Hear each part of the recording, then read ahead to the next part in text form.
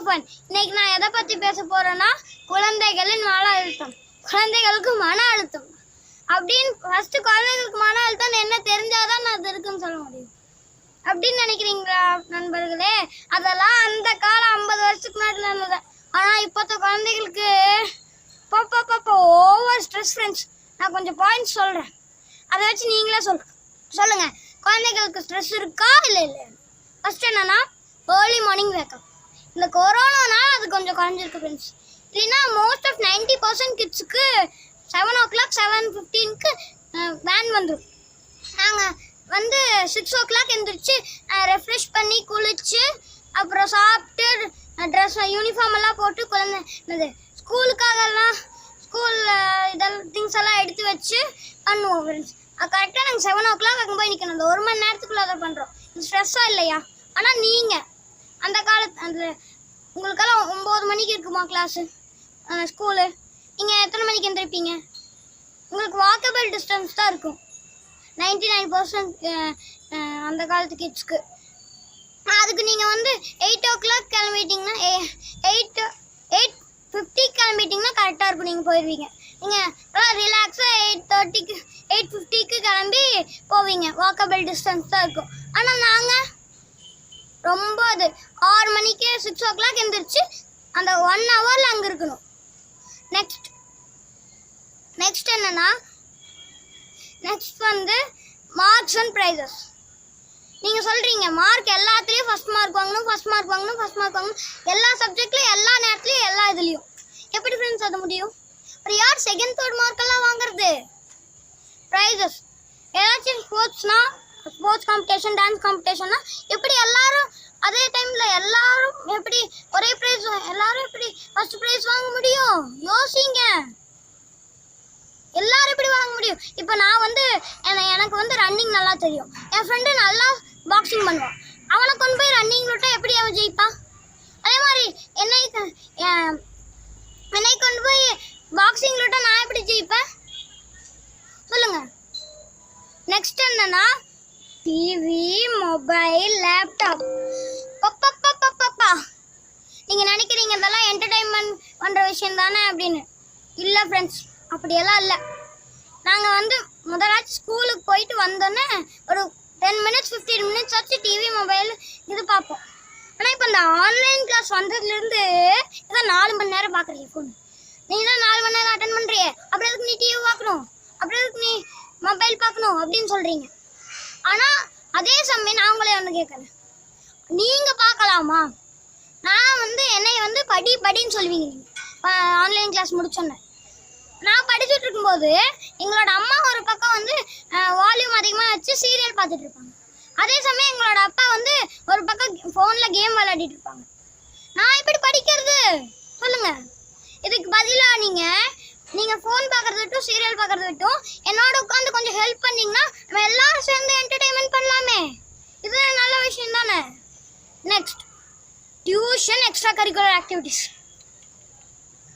நாங்கள் ஸ்கூலுக்கு போயிட்டு வரோமா, போயிட்டு வந்தோடனே நீ என்ன படிச்ச, என்ன சொல்லி தந்தாங்க, ஹோம்ஒர்க் முடிச்சியா, நீ கிளாஸ் ஒர்க்கில் முடிச்சியா அப்படின்னு கேட்குறீங்க. நாங்கள் உங்களை கேட்டால் நீங்கள் இப்போ ஒரு எக்ஸாம்பிளுக்கு வச்சுக்கோங்க. ஆஃபீஸ் போயிட்டு வரீங்க, வந்தால் அப்பாப்பா நீங்கள் முடிச்சிட்டிங்களா, அதை முடிச்சிட்டிங்களா, இன்டர்வியூ இருக்குன்னு சொன்னீங்க, அது இருக்குன்னு சொன்னீங்க அப்படின்னு கேட்டால் உங்களுக்கு ஸ்ட்ரெஸ்ஸாக தான் இருக்கும். ஆஃபீஸே ஸ்ட்ரெஸ்ஸு, இந்த ஹோமுக்கு ரிலாக்ஸ் பண்ணுறதுக்கு தான் வரோம். அப்போ உங்களை கேட்டால் உங்களுக்கு ஸ்ட்ரெஸ்ஸாக தான் இருக்கும். அதே சமயம் நாங்கள் சின்ன குழந்தைங்க, எங்களுக்கு ஸ்ட்ரெஸ்ஸாக இருக்காதா?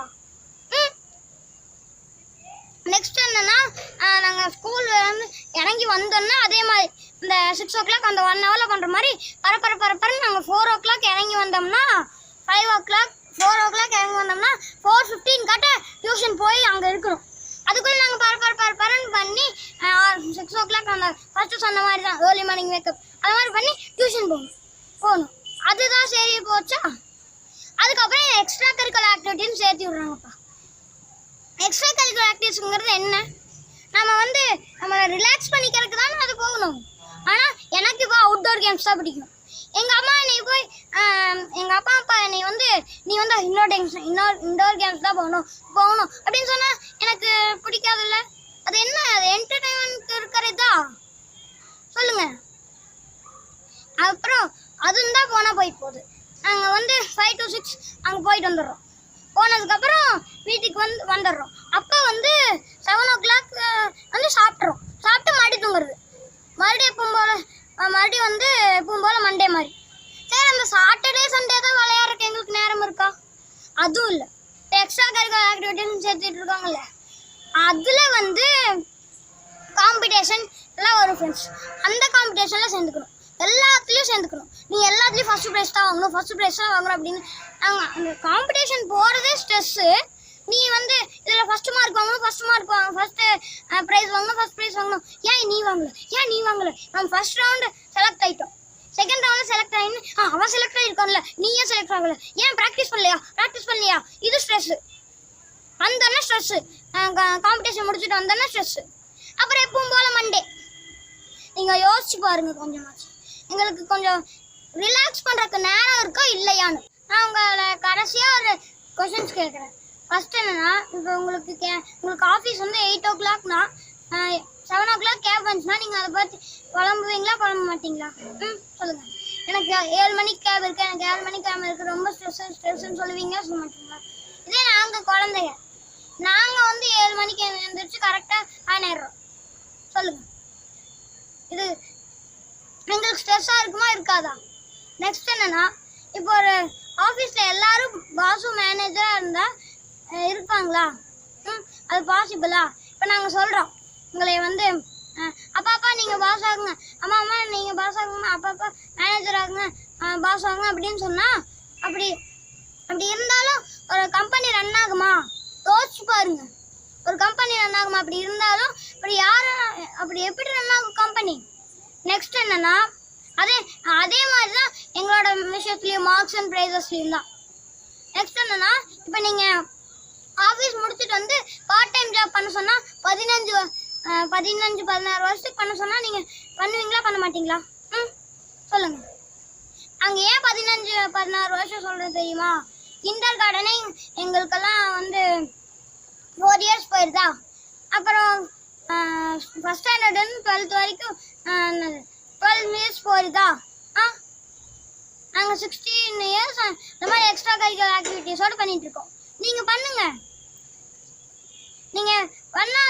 நீங்கள் பண்ணுவீங்களா? அது உங்களுக்கு ஸ்ட்ரெஸ்ஸாக இருக்குமா இருக்காதா? அதே மாதிரி தான் எங்களுக்கும் இருக்கும். யோசிச்சு பாருங்க, நல்லா யோசிச்சு பாருங்க. அதனால தயவு செய்து குழந்தைகளை இந்த மாதிரி ஸ்ட்ரெஸ் பண்ணாதீங்க, நான் கேட்டுக்கிறேன். ஓகே, பாய்.